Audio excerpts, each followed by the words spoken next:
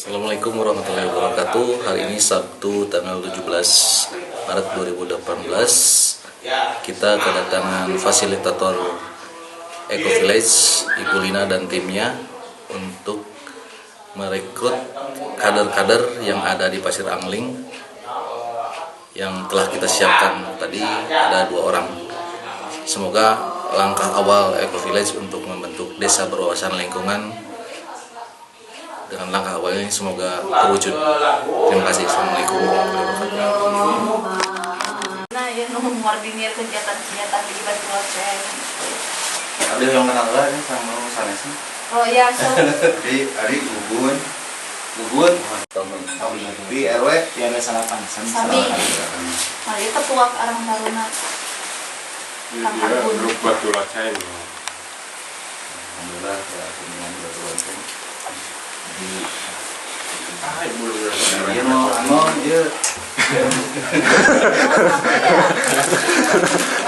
atau mau ambil jalan kurang Jepangmu kan ya.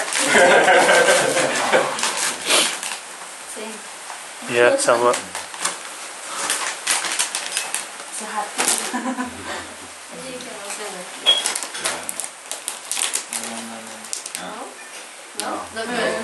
there's the cycle.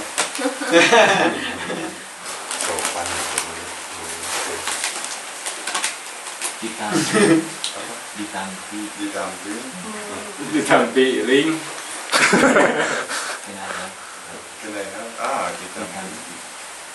That's Ya tak baru Yurina yang regoan Yeah, that's right. They want to as to Ayo kopi setan dia mah. Kopi setan. Sati. Ya, Anu benten kami anu benten anu kemasan kemasan kayak tempat cara pengolahan mungkin tetap Iya, dina cara pengolahan oke. Ada yang anu kangkung tradisional. Mari ya namina kampung wisatanya Kapayuna gitu nih. Tapi kedak na ekspos kampung gitu. Udah. Oh, gitu. Ini adalah modern kan terus orang itu terus kaget tuh. those some cruise ships. It's the same thing. Roastingan masih They do some entry courses. What did you find so? ya abiyo game sekali kan abiyo ya terus sekarang beraktif komunitas dan terus kan bersebarannya dan It really sounds like a French. biar ini tapi Awita Triuman pertama kalau kegiatan sosialisasi bina suasana gitu kan mulai kegiatan lah 8 kali Triuman. Jadi saya juga ya perlu kader lokal gitu, terutama sih yang orang Pasir Anglingnya gitu.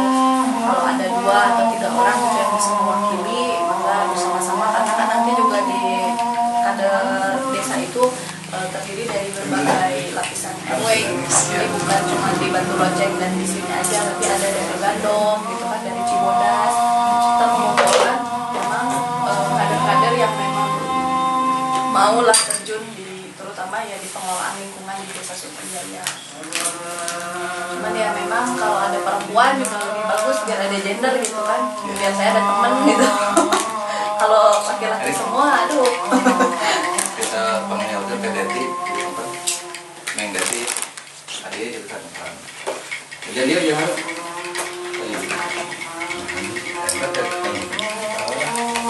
Kalau Bu Diana mah paling kesini seminggu sekali ya. seminggu sekali biasanya itu juga kalau dia ada kerjaan berbeda juga Iya.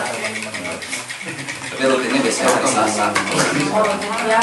Ibu juga bilang kalau misalnya hari Selasa ke Batu Loceng mah kabarin aja. Saya di Pasir Angling.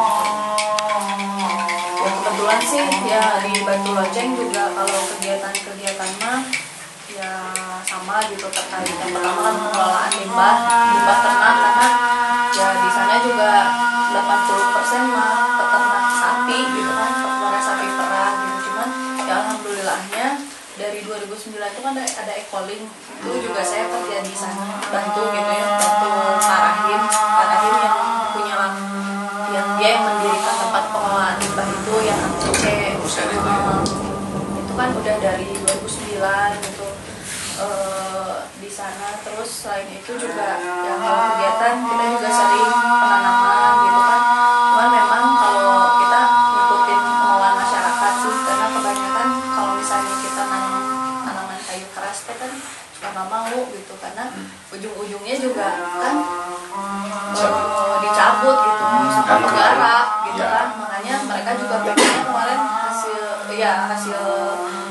mereka itu ada diskusi 3 tahun yang lalu teh besok boleh mereka pengen gitu ada penanaman termasuk di kebun-kebun mereka, kebun sayur mereka, tapi harus 80% produktif buah-buahan gitu ya. Akhirnya dari 3 tahun yang lalu lah kita rutin setahun sekali melakukan penanaman gitu di sana. Yang nangka, jeruk, yang bisa tumbuh di sini, yang bisa berbuah di sini. Alpukat gitu. Kenapa kita pilih itu? Karena ya disesuaikan dengan Ya. memang Iklim. iklimnya gitu, kondisi tanah di sana cocoknya untuk apa gitu. Kita ngelihat oh yang nilai ekonominya lumayan kan alpukat gitu ya. Makanya kemarin ngebanyakin alpukat gitu.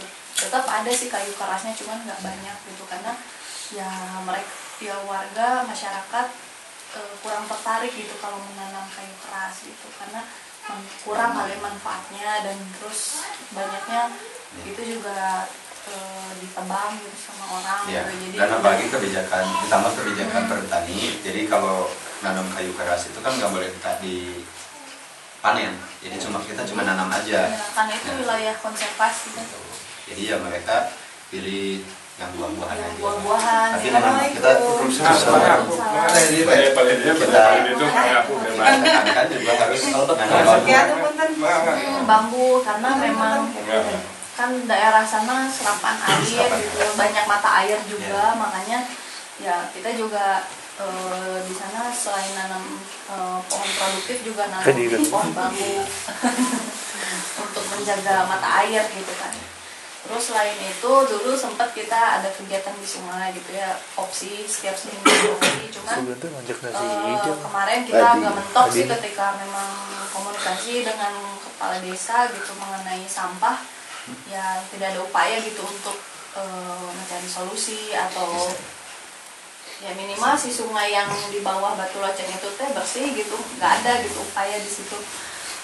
Makanya akhirnya pemuda juga menyerah gitu kan. Sekarang wah bisa dilihat sekarang udah ke pinggir jalan sampahnya makin parah gitu kan, karena memang dari kita juga udah yang ya gimana lagi, ini nggak bisa gitu cuma peran komunitas aja gitu, tapi ya perlu bantuan dari atas juga gitu karena itu mah udah bukan kala ngebersihin sama warga harus pakai eskavator kan, banyak banget sampahnya gitu. Jadi ya itu kendala terbesar kita sih di pengelolaan sampah. Dulu juga pernah bikin bank sampah, tapi sempat clash juga dengan ya apa ya, lebih ke residunya sih kita masih bingung gitu kan. Terus tidak ada tempat juga untuk gudang bank sampah. Jadi kemarin cuma jalan 2-3 bulan pengangkutan dari warga, setelah itu nggak diterusin lagi gitu. Jadi tentang sampahnya masih mentok.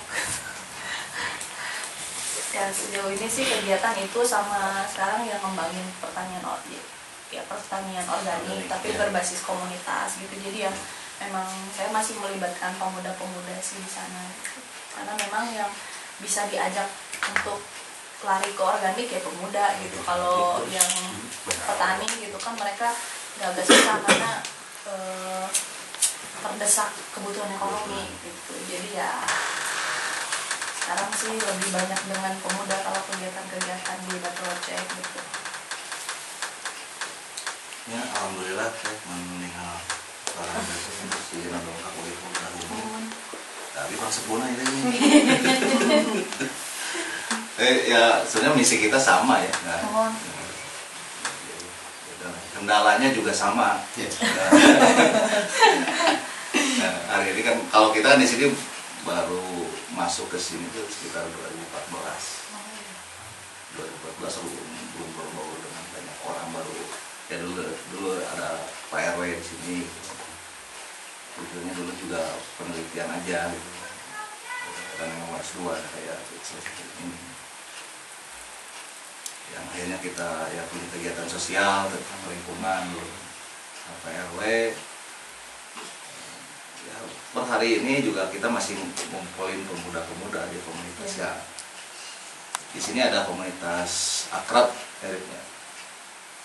Kita kumpulin ya, tentunya dengan misi nanti ke lingkungan juga untuk kita juga kerjasama dengan pemerintah itu yang agak lebih tadi kita bilang lebih sulit ya, banyak kendala tapi lebih mudah ke pemuda gitu karena mereka kan Iya. masih bisa ini ya. Mungkin serba salah. Ya, sekarang kita juga ke organisasi pertanian sedang kita coba. Di sini ada Adit yang berperan di pertanian, termasuk peternakan. Kita juga ngolah limbah, tapi baru beberapa ekor sapi, belum kayak kalau di Batu Banjar sudah sampai 100 ekor ya yang bisa ditampung limbahnya gitu kan. Kalau kita baru beli 10 pun belum.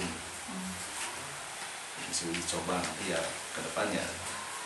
Saya juga minta bantuan Delina dan rekan-rekan untuk termasuk ya kaderisasi di sini ya. Saya ini nyiapin Teh Deti, Erik, mungkin nanti satu lagi ada dari Karang Taruna yang sebenarnya Karang Taruna di sini juga belum terbentuk. Kalau Karang Taruna dulu 2000 berapa kan? 2015. 14-an. Setelah kita udah jadi, itu ada sosialisasi Karang Taruna ke tiap RW karena Sama Pak Juli. karena yang dibentuk pertama itu di RW 9 dulu. Nah, setelah itu menyebar ke RW-RW lain, nah, termasuk di sini waktu itu di masjid ya. Ya, di masjid. Nah, itu udah dibentuk. Tapi belum waktu itu belum ada laporan kegiatan ya. Baru di keagamaan kalau nggak salah. Keagamaan sama bersih lingkungan. Bersih daerah masjid. Jadi yang kegiatan yang lain belum. Nah, hampir semua RW di sini ya. Karena ini digabung kan dulu ya? Ya, Digabung RW 7 dan RW 16. Ya tadi saya juga konfirmasi ke Pak RW karena belum terbentuk. Soalnya mau terus dibentuk itu teh terus bubar. Ya pasti. Ya kegiatan ya. Tapi kemarin Pak RW yang menjadi saya dia manahan tapi belum dibentuk. Namanya ditunjuk gitu kan, jadi tulis tomo mereka kan. Ayah Aji di Aji dulu ikutan kan? Bahasa di payun mah Aji oge kirang ka ieu gitu. Kerangka rangkul. Nya kirang rangkul. Ya paling habis cek ke Aji Ya, itu bagus Aji. Setuju banget. Oh, Aji Rakana Yoga. Nya juga.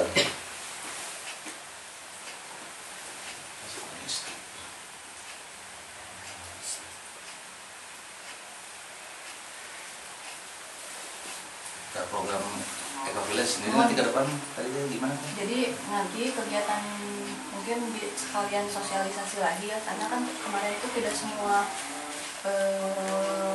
calon kader itu diundang, hanya ketuanya saja gitu kan, ketua Karang Taruna. Nah, jadi Eco Village ini adalah kegiatan desa berbudaya lingkungan gitu. Nah, di sini ada beberapa nilai-nilai gitu yang diangkat. Yang pertama sih nilai aspek dari lingkungan, bagaimana kita sebagai masyarakat gitu ya yang ada di suatu wilayah itu bisa mengelola lingkungannya dengan baik gitu kan, termasuk limbah gitu kan, sampah gitu. Kemudian tidak hanya itu ya, lingkungan juga selain sumber daya alamnya juga sumber daya manusianya gitu. Kemudian yang kedua itu dari nilai budaya gitu, karena kita ingin memulai deh itulah gotong royong di lapisan masyarakat, karena sekarang mungkin sudah agak hilang gitu kan, apalagi di kota gitu. Kadang ya, tapi alhamdulillah sih di Batu Loceng dan di beberapa kampung mungkin di Sultan Jaya masih adalah ya rasa gotong royong itu masih bisa lah diusahakan. Kemudian yang ketiga itu dari nilai spiritual ya, karena memang sosialisasi atau kegiatan Eco Village juga melibatkan dari tokoh agama gitu kan, dan ya kebanyakan di sini kan Muslim dan kebersihan itu kan sebagian dari iman, jadi makanya kita juga ingin mengingatkan itu bahwa pengelolaan lingkungan itu harus dilakukan oleh ya semua orang gitu, termasuk ya orang Muslim, karena itu sebuah kewajiban gitu kan. Kemudian ada nilai ekonomi juga. Nah, ini mungkin nilai ekonomi yang terakhir setelah memang maksimal, pengelolaannya maksimal, insya Allah gitu. masyarakat juga bisa menjadi masyarakat yang mandiri, bisa menciptakan sebuah usaha gitu kan, menjadi seorang entrepreneur lah gitu kan, dengan memanfaatkan lingkungan atau potensi yang ada di wilayahnya mereka gitu. Jadi memang Eco Village ini sebenarnya tujuan utamanya adalah bagaimana caranya merubah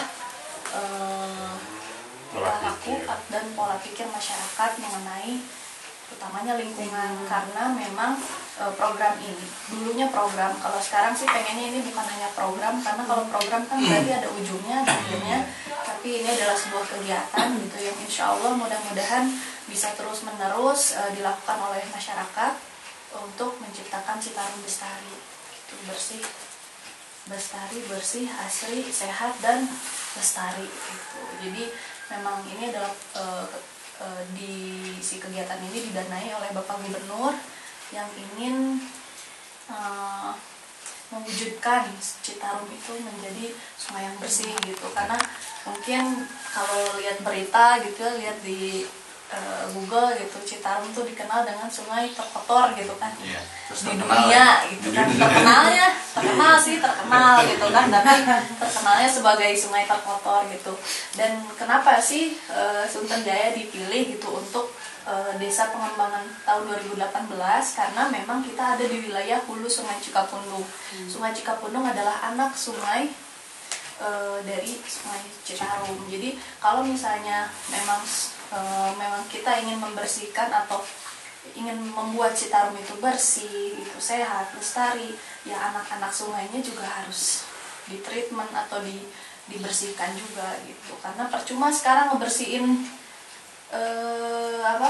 sungai utamanya, sedangkan kan limbah gitu kan, limbah ternak, sampah juga kan itu disumbang dari anak-anak sungainya gitu. Oleh sebab itu ya makanya dari Dinas Lingkungan Hidup Provinsi Jawa Barat juga mengembangkan Eco Village di wilayah ini gitu.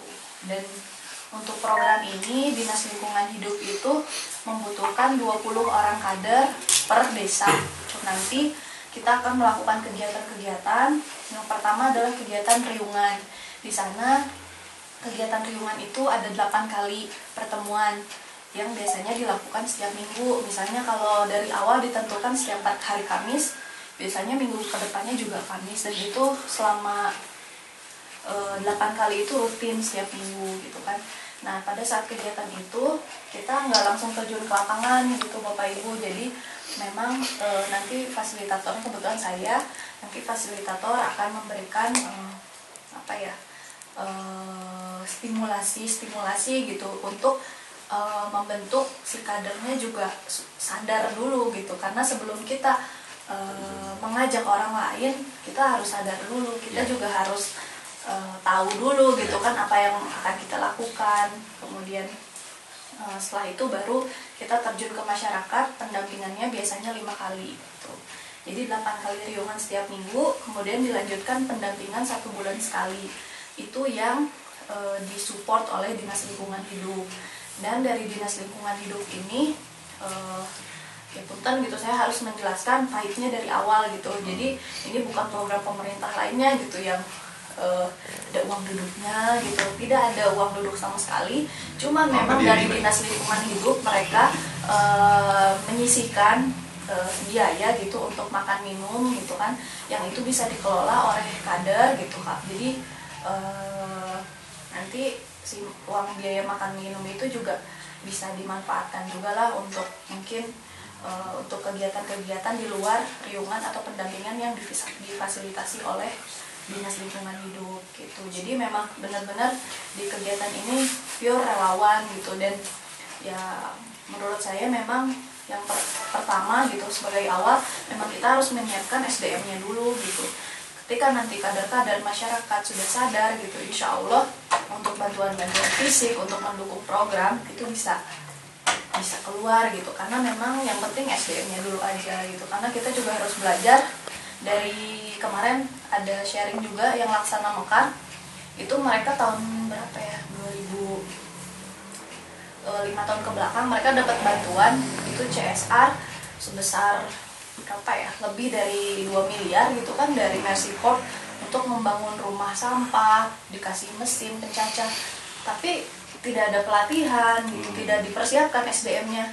Itu selama 5 tahun setelah pembangunan itu tidak dimanfaatkan sama sekali karena masyarakat bingung kan bagaimana mengelolanya. Ya kumaha mesin pencacah teh nganggona gitu, sampai sekarang ya tidak dimanfaatkan, ya rusak gitu. Yang tadinya miliaran sekarang mungkin Kiloan ribu. puluhan ribu meureun ke tukang loak gitu kan. Nah, oleh sebab itu yang kita harus belajar dari program-program CSR atau program pemerintah yang memang sudah berjalan dengan baik gitu. Jadi sekarang juga dari Dinas Lingkungan Hidup sekarang polanya bagaimana kita menyiapkan masyarakatnya dulu gitu. Karena kalau bantuan insya Allah itu pasti banyak gitu, bukan hanya dari pemerintahan tapi dari CSR perusahaan juga banyak. Tapi yang penting bagaimana kita SDM-nya dulu siap gitu. Kalau misalnya ada yang mau ditanyain teh. Jadi kita memilih daerah itu di ngajak sampah jadi amun itu tema teh kenging barawa gitu milnya Salah satunya. Ya, kegiatan lingkungan teh. Nanti kan pada saat riungan nanti kita belajar teh. Jadi ketika riungan itu kita belajar non formal gitu, belajar pendidikan orang dewasa gitu. Di sana bagaimana nanti kita menganalisa potensi desa orang teh naon wae sih permasalahan desa dulu. Jadi kita nanti belajar bareng-bareng, jadi untuk langsung nyieng program gitu enggak. Jadi dari 8 kali pertemuan, 7 kali pertemuannya adalah kita belajar bersama-sama gitu kan.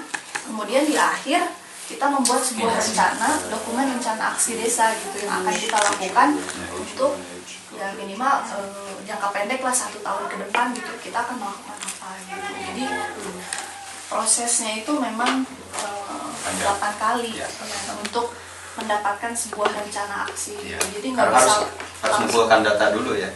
Data misalkan di RW 7 itu kesulitannya apa, permasalahannya apa, misalnya di lingkungan apa sih masalahnya. Makanya nanti mungkin yang saya dapat di kemarin info itu ada pelatihan dulu, jadi dibentuk dulu SDM-nya baik, baru di situ ngumpulin data. Nah, ini mana sih yang lebih menonjol, misalnya di lingkungan nih masalah sampah atau masalah apa gitu. Itu nanti di akhir ya. Di akhir nanti itu dibikin perencanaan gitu untuk jangka pendek setahun ke depan gitu kan. Nah, jadi sebenarnya Eco Village ini jaringannya sudah banyak. Jadi bukan hanya di Kabupaten Bandung Barat, tapi ada di Kabupaten Bandung, kemudian ada di Sumedang, ada di Tasik, ada di Garut, kemudian ada di Bogor, kabupaten kota sekarang, terus di Purwakarta. Jadi memang ada di mana-mana, ada 27 desa sekarang. Pengembangan 277 desa, 277. Jadi ya memang sudah banyak gitu, dan alhamdulillah dari kelompok-kelompok Eco Village itu sudah banyak gitu yang program-programnya itu bagus gitu. Contoh sih sekarang memang beberapa desa sedang menggagas kampung gitu kan, kampung tematik, misalnya kampung bebas sampah gitu kan, kampung KRPL gitu. Jadi di depan rumahnya teh banyak kebun sayur gitu kan, kawasan rumah pangan lestari gitu. Terus ada kampung warna-warni gitu kan. Ya banyak ide-idenya. Jadi ya itu tergantung dari kader-kadernya gitu. Dan ya alhamdulillah gitu, memang banyak sekali kader-kader yang militan gitu. Jadi yang tadinya 20 orang sekarang udah berkembang, ada yang bisa jadi 40 gitu kan, 50 gitu. Cuman ya memang perlu waktu sih. Perlu proses lah. Iya, perlu proses. Sebenarnya awalnya teh dulu sebenarnya di Sultan Jaya, Pak. Awalnya? Iya, Bahdin ada. Tahun berapa ya? 2009 katanya tuh. Jadi sebelum memang mengembangkan Eco Village itu, di Eco Village itu dikembangkan di Sultan Jaya. Cuman kemarin tuh sama Pak Didi memang. Pak Didi RW 5. Iya, Pak Didi. Iya, Pak Kadus 1 ya. Pak Didi gitu. Termasuk bantuan-bantuan itu sebetulnya sudah banyak ke Sultan Jaya itu. Nah, yang bertahan sekarang cuma dari Ecolink yang dari kami itu yang di RW 9 itu yang bantuan. Termasuk ya di RW 9 dapat mesin dan rumahnya organik. Terus di Sikapundung dapat, di Gandok juga ya yang itu dapat juga, biogas juga. Sebetulnya banyak yang sudah, tapi tidak berjalan sesuai harapan. Gitu, karena Dan kebanyakan tutup. ya kayak yang sebenarnya yang di RW 9 juga ada Pak, itu Ya. rumah kompos ya, kompos. itu udah komplit maksudnya. Cuman karena memang dari awal itu tujuannya adalah untuk ekonomi, jadi kan terus nggak diajarin manajemennya, tidak ada pendampingan, jadi dikasih bantuan fisik, udah weh pokoknya mah ya gimana caranya mendapatkan nilai ekonomi, udah aja kayak gitu. Dan itu Tapi terlengkap, Pak, tidak sebetulnya. dipikirkan bagaimana pemasarannya, manajemennya seperti apa. Jadi sekarang juga jadi museum, Ya. Dan itu sayang ya, gitu kan. itu terlengkap. Jadi dari apa sarana angkutan, terus penampungannya di tiap kandang sampai mesin proses itu ada beberapa. Itu bahkan sampai sekarang ada ya beberapa mesin itu dari awal sampai sekarang itu belum pernah terpakai. Belum pernah terpakai ya. Belum pernah terpakai. Coba mesin granul misalnya, itu mesin granul belum. Terus mesin tepung untuk apa? Untuk organiknya belum. Jadi yang mesin pencacah itu aja, kotoran sapi itu aja yang terpakai. Ada 2 sama Jadi sebenarnya kita enak sih Ecovillage di sini, maksudnya kita tinggal menginventaris bantuan-bantuan Ya. dari pemerintah yang sudah masuk, yang tidak termanfaatkan. Nanti kita coba untuk ngobrol gitu, mudah-mudahan bisa dimanfaatkan kembali gitu oleh kelompok baru ini yang mau dibentuk gitu. Dan kemarin juga pernah ada riungan di Oktober 2017 dengan Karang-Taruna Desa. Akhirnya ya mesin pencacah yang ada di Gandok itu difungsikan lagi ya di servis, tapi ya sekarang pelakunya belum ada. Jadi mungkin ke depan mungkin bisa dimanfaatkan. Jadi tidak ada sampah yang terbuang. Kalau masih ada mungkin kita juga nggak perlu ngajuin itu ya, Ya, paling yang nggak lain. perlu ngajuin, kita bisa ngajuin. Paling tinggal ngobrol sama Pak Didi, karena itu Pak Didi penanggung jawab yang itu. Apa Tapi namanya? ya teman udah dilimpah kan? Udah dilimpah. Iya. Dan Mas Erwin Pak, kita pengen ngadang dosa abdi. Ayo Oh, ini itu. mesin dia, Ya. penggiling. Penggilinnya, Ya, kopirnya. enggak. Pengen ngadang dosan kemarin saya terus 10 tahun itu di Wesir kayaknya lagi kainnya dan pernah dianggu. Sayang. Jadi pas pada dianggu teh di dalam dosan deh, ada karat motor kan gitu ya yang Dulu 2. yang kami di Iya. Baturan sih. Baturan. Ya sebenarnya ini yang kita tunggu nih, Ya. kedatangan mereka di sini ya. sebenarnya. Kita berkolaborasi lah Ya. untuk satu desa. Karena kalau satu kelompok aja ini nggak mungkin bisa.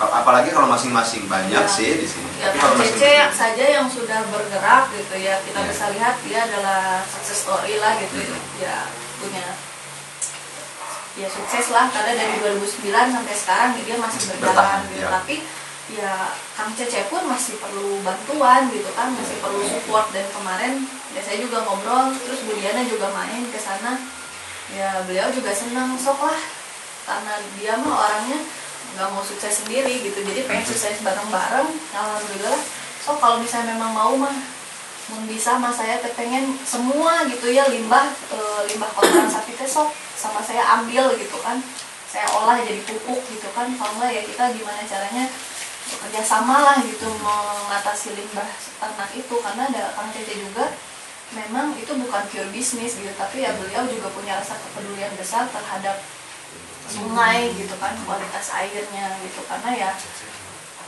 dia juga kader militan Ecolink gitu kan di sana. Nah, Cece ini nggak tahu nih sekarang, tadi juga ketemu cuman siang Lin lagi ngangkutin kotoran dulu kan, kotoran Hati kalau pagi mah Itu di mana Mbak? di RW 10. Ya, Oh, masih di Batu Lonceng. masih di Batu Lonceng. Ya, dan juga kok kan kendalanya ya itu kotoran limbah Basah sapi semua itu sama pasti. sampah. Kan waktu sama Pak RW yang almarhum, kalau rencana kan tiap gang maunya ada semacam gapura gitu kan, mau biar ada lah menarik gitu. Rencana kan sampai perlu RW-nya ya gitu. Panjang. Ini. Hati Oh, pasti. Ya, ya. kan udah bagus itu gagasannya gitu kan, keburu I will ada make a summary after this. rencananya mah udah banyak gitu. Ya kendala nama sampah dan Sampah, itu, nah itu ya. teh saya juga maksudnya ini teh ya limbah mah insya Allah lah tinggal dikembangkan lagi kan. Cuman sampah ini masih belum ada solusi. Ya belum di Sunter Jaya mah kayak belum ada gitu. Belum ada lah yang bisa ya, satu kampung yang bisa mengelola si sampah, terutama sih sampah yang organik ya, plastik seperti ini, sampah ya yang dari rumah tangga gitu kan. Sampah masyarakat. Kalau limbah organik malah insya Allah di sini udah ada solusinya gitu kan. Di sini banyak yang ternak ayam gitu kan, terus yang punya anjing, punya bebek gitu kan. Jadi memang sisa-sisa makanan tuh bisa langsung ke hewan ternak gitu, atau yang sayur-sayuran makan bisa jadiin pupuk. Biasanya tinggal ngaruang tanah gitu, Composting. composting secara alami gitu kan biasanya. Cuman ya memang permasalahan utama sekarang di limbah anorganiknya gitu. Tapi saya sedih juga sih, saya tadi ngelewat banyak limbah kol gitu. Sebenarnya ya itu mau organik mah tuh kira dari tinggal dipijen ke kebun gitunya, di ruang hutan aja ya udah gitu beres. Sebenarnya kenapa harus dibuang ke situ gitu kan. Tadi balik lagi ya. Iya yang teh Lebih juri Pak, apa lebih juri? Oh, di ya Cipagodong. di Lewi Juri aduh sampahnya teh Kasur oke aja nih yang Ya, bukan dirasakan. Dirasakan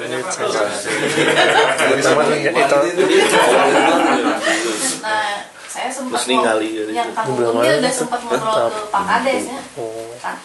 Tapi jawabannya lain. Kayaknya dulu sempat berpikir kalau kita yang memusuhi sampah, kita akan dimusuhi orang. Oh pasti. Tapi ya ternyata ya dulu memang terasa kita memusuhi sampah, dimusuhi orang. Tapi akhirnya ya sekarang dibalik, sampah adalah sahabat. Jadi bolehnya sih gitu. Ditarik. Kalau dulu ya musuh gitu. Ini juga ya relawan banyak komplain gitu kan ke saya juga. Karena ini gimana sih kok banyak sampah gitu kan. Emang nggak ada sistem pengelolaan sampah ya. Saya bilang nggak ada pengangkutan sampah kalau di sini gitu, nggak kayak di kota. Jadi ya mereka rata-rata bingung buangnya kalau sampahnya udah numpuk banyak. Ya kalau yang rajin sih dibakar per hari gitu ya. Kalau yang agak males ya keresekan piceun gitu, lung di walungan gitu, lung di hutan gitu, lung di kebun batur gitu kan. Jadi ya mereka juga pengen ada yang membuat suatu kegiatan lah pengelolaan sampah gitu, karena ya nggak bisa dibiarin seperti ini gitu. Karena ya apalagi kalau misalnya dari Pak Kades memang membuat tagline bahwa desa ini adalah desa wisata gitu. Kita harus mengelola sampah gitu. Sekarang kalau sampah juga di jalan gitu banyak gitu sampah gitu, mana ada wisatawan yang mau datang sih gitu kan. Dan apa ya idealnya kan desa wisata tuh ada pengelolanya gitu kan. Kalau ini kan saya juga masih belum tahu. Adanya. Tapi kemarin gini, mungkin mahal wisatanya terus yang ya saya- naon yang mau dijual yang gitu. saya tangkap itu gini, mereka berpikirnya desa wisata itu desa yang penuh tempat wisata gitu. Jadi malah kemarin ini mau desa wisata atau wana wisata. Jadi yang dibangun gunung hutan itu kan wana wisata kata saya, bukan desa wisata. Jadi Pak ini kan kita mau dijadikan desa wisata, terus apa nih yang mau dikelola? Ya udah, kita punya Curug Luhur, kita punya Pasir Ramli, kita punya Batu Lonceng. Yang mana wisata? Kalau kita membangun di hutan dulu, itu kan mana wisata maksudnya. Desanya kapan? Kata saya gitu. finding ya solution mereka for the kayaknya environmental problem masih bingung di in this situ. big area. Jadi apa sih yang mau dikerjakan gitu di desa ini? Like alone, Jadi ya, we need terus to collaborate with other saya- people from because there are so many companies here. So yeah, we can work together and find a solution for the environmental. Yang upaya juga apa dari kegiatan pemuda-pemuda di Myanmar lebih sih ada masalah naon ya kontak kayak bila So like they Pasti Kaiman pasti facilitate Proyogi bantuan kamu akan sebagai ketua Taruna ini untuk menggerakkan pemuda yang lain juga komunitas mungkin perlu gitu. apalagi kalau sudah ada uangnya ke saya Pak, saya bendaharanya. Ya, nama sih ya.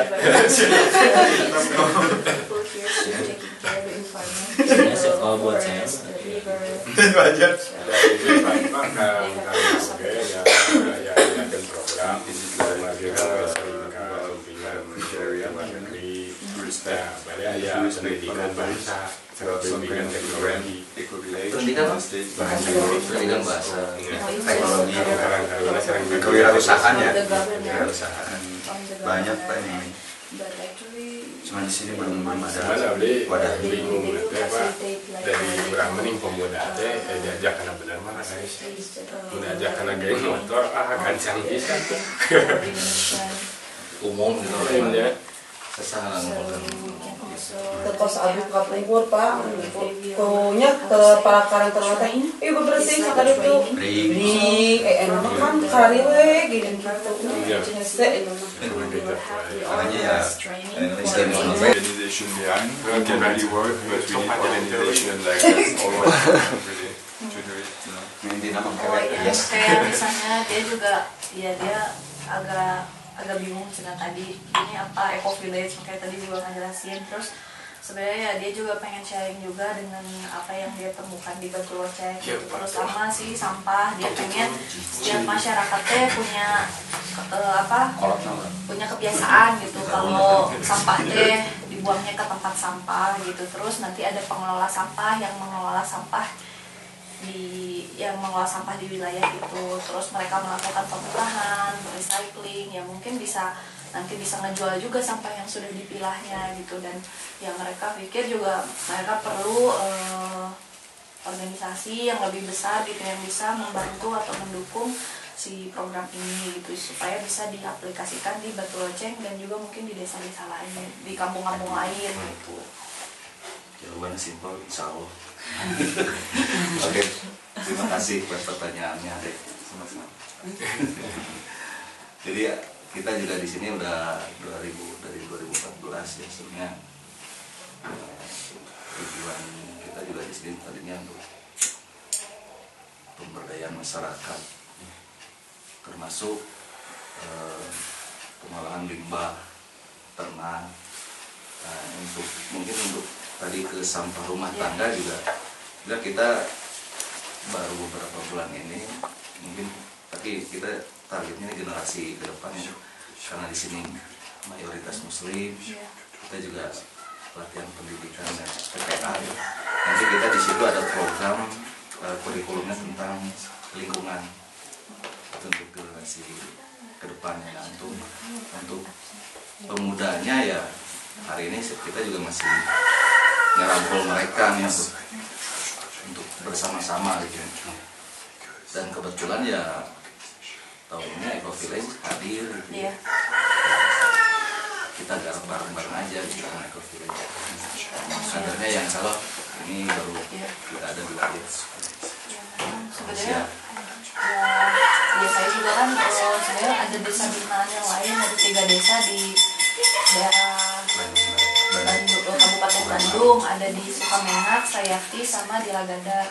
Nah memang yang udah bagus berjalan dengan baik itu di Sukamenak saya ada desa binaan di sana memang nggak satu desa kita baru masih di skala RT gitu kan karena memang di kota mah susah dari kader susah banget gitu kan akhirnya ya udahlah karena memang kader desa tidak bergerak gitu kebanyakan ibu-ibu PKK akhirnya yaudah kita fokus yang kader yang mau aktif aja ternyata ada 4 orang yang mau aktif ya udah kita bergerak di situ aja di satu RT akhirnya kita membuat bank sampah Terus selain bank sampah juga karena memang kita berpikir kalau misalnya memang mereka masih harus sampah kan sebenarnya diangkut, ada jasa pengangkutan sampah gitu ya dari dinas kebersihan. Tapi kan itu kita hanya memindahkan sampah saja, yang tadinya sampahnya di rumah sekarang ke TPA gitu. Cuman itu juga sekarang si pengangkutannya yang biasanya rutin mungkin seminggu 3 kali, itu kadang jadi seminggu sekali gitu, karena memang kondisinya sekarang TPA untuk Kabupaten Bandung itu sedang bermasalah tuh sudah tidak bisa menampung sampah lagi, sedangkan yang di Sarimurti itu belum bisa ada yang baru, yang TPA yang baru yang di Sarimurti masih dibuka, cuman itu juga agak susah gitu, nggak bisa semua jenis sampah juga gitu kan. Terus lebih banyak yang Kota Bandung kan kalau di Sarimurti.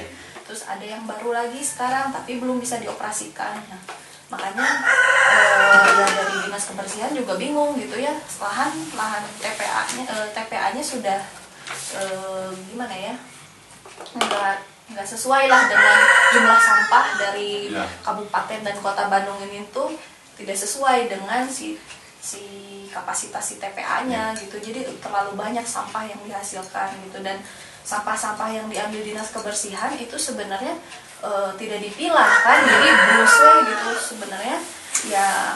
Fungsinya yang akhirnya kader saya yang di Sukamenak itu mendirikan JPS, jasa pengangkutan sampah, karena biar sebelum nanti si sampahnya diangkut itu mereka benar-benar pilah. Jadi ketika memang diangkut sama yang tim dinas kebersihan itu sudah yang hanya residunya gitu, jadi yang bernilai ekonomi terus yang organiknya itu mereka dipilah gitu, yang non organiknya yang memiliki nilai ekonomi yang bisa di-recycle mereka jual. Nah yang dijual itu untuk menggaji si petugas sampah gitu, karena lumayan sebulan tuh bisa dapat 800 sampai 1 juta, itu bisa menutupi biaya operasional si petugas sampah di sana gitu kan.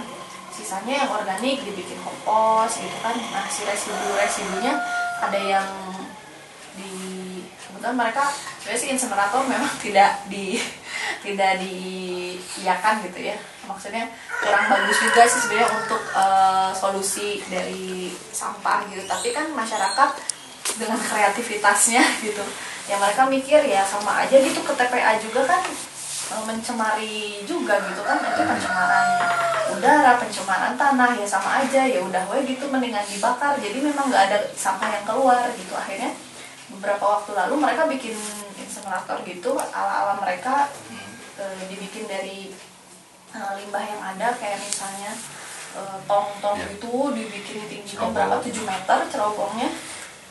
Nah, akhirnya mereka sekarang yang tadinya masih JPS-nya kayak setengah-setengah gitu, ada JPS pemilahan sama bekerja sama dengan dinas kebersihan. Sekarang udah nggak kerja sama dengan dinas kebersihan, si residunya sama mereka dibakar di tempat, dan udah jadi nggak ada sampah yang keluar sekarang tuh di sana. Cuman memang sih bukan solusi yang baik gitu, tapi mereka ya punya pilihan lain gitu. Karena untuk membayar dinas kebersihan lumayan, 1 truk 1.300.000 sekali ngangkut, bayar 1.300.000 kalau di sana mah. Ya seperti kemarin waktu Gabriel bikin survei. Di kota mah gampang sih sebenarnya, kayak misalnya untuk biaya retribusi sampah 1 kakak itu bayarnya 20.000 gitu ya sebulan, ya mereka mau gitu. Untungnya daripada bingung. Tapi kan ayeuna lamun misalnya itu di kampung di sini 20.000, 5.000 wae. Kemarin dinas kebersihan minta 30 per kakak sebulan. Wih, gede banget gitu kan. Kalau di kampung ya hitungan segitu kan gede. Di sini dulu ada ini hijau lestari kan sekarang. Iya. Mana sekarang? Hijau lestari ya sebenarnya kalau dari pengolahan limbah dulu kan sempat ada pelatihan bikin kerajinan gitu ya, pengolahan. Ya kendalanya sebenarnya terakhir tuh dari pemasaran ya, hasil dari mereka. Iya. Sama tuh nggak bisa dijual. Ya paling. Sekarang masih kalau lihat teteh asli di mana? Itu bagus ada kan bank sampah dari Hijau Lestari itu. Itu juga sekarang mati. Dari Hijau Lestari teh. Karena memang sebenarnya kalau residunya udah hanya 10% paling yang bisa dijadiin kerajinan mah. Dan udah kerajinannya juga yang ya tikar gitu kan, dompet kayak gitu-gitu, itu masih ya pemasaran juga masih kurang kan. Ya sebenarnya itu sih saya juga bingung sebenarnya kalau pengelolaan sampah gitu, minimal mah sebenarnya kita mengurangi aja sih itu, mengurangi jumlah sampah yang keluar yang masuk TPA itu aja gitu. Jadi dimaksimalkan betul-betul, karena memang dari pemerintah aja kan memang belum ada sistem pengelolaan sampah yang ideal gitu kan seperti di luar negeri gitu. Makanya minimal kita bisa mengurangi beban sampah yang ditampung oleh TPA itu aja gitu. Nantilah kalau sukses ini mungkin dari kita ini ada yang jadi menteri lingkungan hidup. Iya kan, ayo jadi menteri. Nggak mau saya. Menteri sampah. Presiden. Rik ada masukan Rik? Ayo. Terus cakep. Dari Telia mah. Nambahin kok.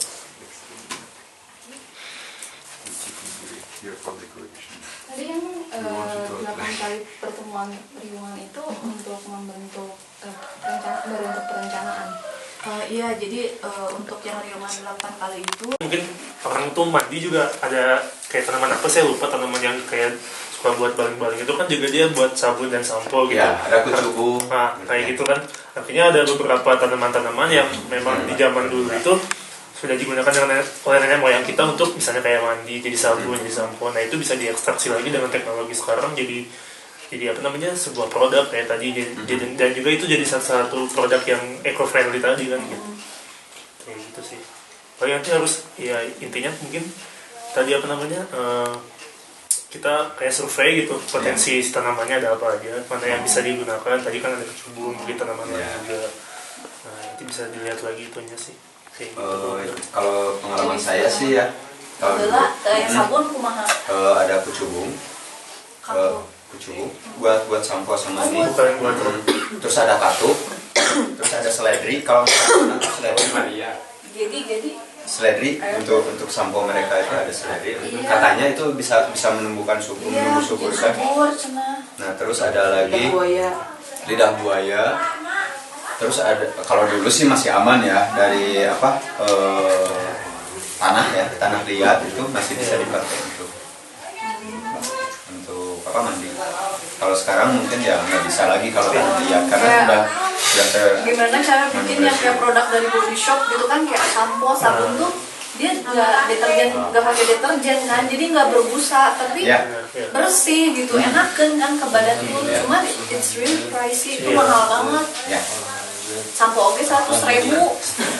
Padahal itu bahannya maksudnya bahan alami gitu yang bisa kita dapat dari alam. Nah kesalahan pengusaha itu di situ karena mungkin dengan biaya promo yang lebih tinggi, akhirnya harga produk itu ditinggikan. Misalkan sabun pepaya di sini, kalau dulu kan susah yang pembelinya ya. Sabun pepaya sekarang ada di pasar-pasar. Itu awalnya susah banget. Akhirnya mereka bikin promo besar-besaran, dan itu mungkin mengeluarkan biaya besar. Akhirnya harganya dinaikkan. Kalau dulu pertama saya beli itu cuma 2.000 kalau nggak salah. Ya, sabun pepaya. Nah, sekarang udah mahal dan langka lagi. Padahal ya kalau dari pemerintah itu ada yang segitu dan terlalu banyak itunya, namun kimianya nggak asli lagi. Itu dapat dilihat kalau kimianya itu dari deterjennya, yang kandungan deterjennya yang mengeluarkan busanya itu kan lebih banyak. Kalau dulu tuh benar-benar nggak ada busanya. Itu yang masalahnya mungkin. Nanti ya mudah-mudahan ke depan kita bisa.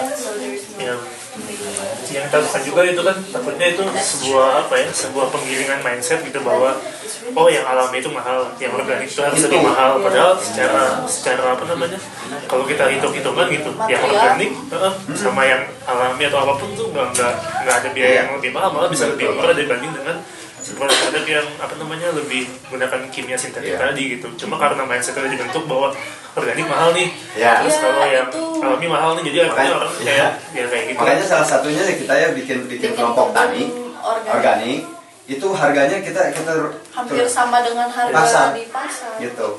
Yang perlu dirubah kan cuma mindsetnya doang gitu ya. Yang petani itu bikin organik itu nggak ribet, bikin tanaman organik itu nggak semahal yang diperkirakan, yang digembor-gemborkan orang gitu. Enggak. Apalagi ya kalau mau gitu ya, tinggal kemauan. Itu di sekitar kita itu banyak pestisida, pupuk, segala macam itu yang bisa digunakan. Jadi ya kita juga mencoba nih sekarang di sana bikin percobaan dan sudah berjalan ya, udah beberapa bulan. Semua sayuran, tapi sayuran dulu ya sekarang itu. Ya, buruan hijau sama tanaman organik sekarang ya. Jadi ada kelompok tani muda namanya di Batu Loceng, di atas Salak. Ya di kita juga sebenarnya sudah nih sedang dan akan yang hari ini ya ini juga ngelitnya di bidang organik ya.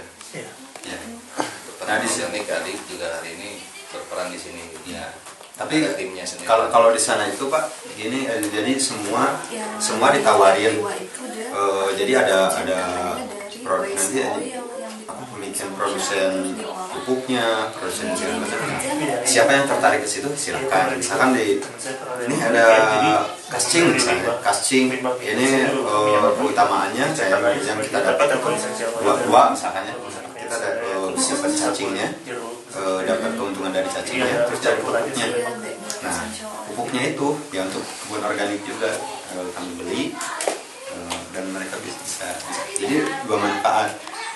Semua bisa seperti itu. Jadi gimana ya? Jadi nggak untuk merubah mindset mereka itu bahwa yang organik itu tidak mahal dan tidak ribet, tidak susah gitu ya. Yang mudah-mudahan ya semuanya bisa mengaplikasikan di semua gitu. Amin. Ya, alhamdulillah kita berarti ya, sedang melangkah ya. Kalau dibandingkan dengan toko Setiabudi itu jauh banget. Jauh banget. Sayurannya Ya. Kita kan gini asal kalau usaha kan sekira itu ada keuntungan itu kan bisa dilanjut. Nah sementara ya kalau sekarang ya masih untung karena ya nggak banyak beli ya. Kalau yang beli itu paling yang dasarnya aja, misalnya untuk pagar kemarin ya, pagar terus alat-alat seperti itu, dan itu juga awet juga. Yang mahalnya itu apa? Kesadaran. Riungan teh kaping 22 tapi salatan. Kemis di balai desa. Balai desa di dia. Ya, ayo di Pasir Angling punten-punten sama teh deti. Iya aku approve.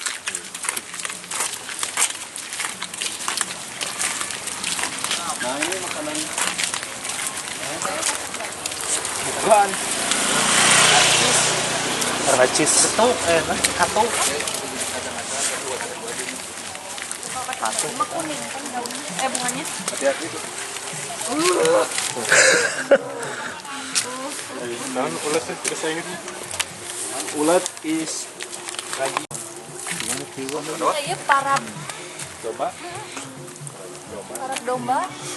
Buat speed. Memang Tommy. Juga dulu ada domba. Ngukut kayak ngukut. Melak. Itu dalbar. Babadotan. Bioti.